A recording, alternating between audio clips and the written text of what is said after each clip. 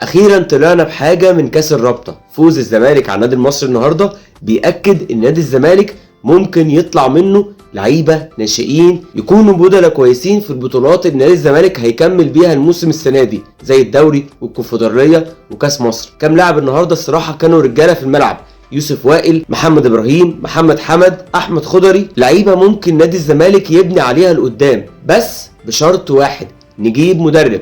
بلاش استخسار في تمن المدرب اللي انت هتجيبه، يا تجيب مدرب صح يا ما تجيبش احسن وتكمل الموسم زي ما يكون. لكن هتجيب مدرب اي كلام هيبوظ التيم اكتر ما هو فيه مشاكل. فيا ريت بلاش استخسار في المدرب اللي انت هتجيبه، تستنضف تجيب مدرب اجنبي محترم، تتفق معاه على مرتب انت هتقدر تدفعه وتدفعه له كل شهر عشان يشتغل كويس. وكمان ما تجيبش صفقات، بلاش صفقات تبوظ الفرقه. امشي بالتيم على اللعيبه اللي معاك. محمد شحاته هيرجع، واحمد فتوح، ومحمد صبحي، والونش كمان يرجع، وحسام عبد المجيد. بجد نادي الزمالك تيم كويس، مش محتاج لعيبه اي كلام. شيكو بنزا كمان لاعب يجي منه، بس يمسك نادي الزمالك مدرب محترم. يا جماعه المدرب هو اساس الشغلانه. شوف منتخب مصر واللي حصل فيه بسبب حسام حسن.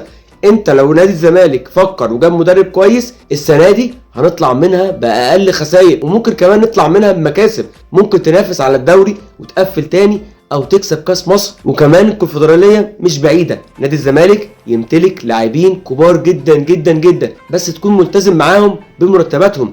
اي فرقه لازم الاستقرار، طول ما في استقرار هتقدر تحكم على الفريق كويس. تجيب مدرب كويس والفرقه تشوف استقرار، هتشوف موسم بنتائج نقدر نحكم في نهايه السيزون انت طلعت بايه خسائر ومكاسب. ان شاء الله اللي جاي يكون افضل. نادي الزمالك من اللي شفته النهارده من لعيبه ناشئين يقدر ينافس على كل البطولات اللي هو مشترك فيها، بس الاستقرار والمدرب.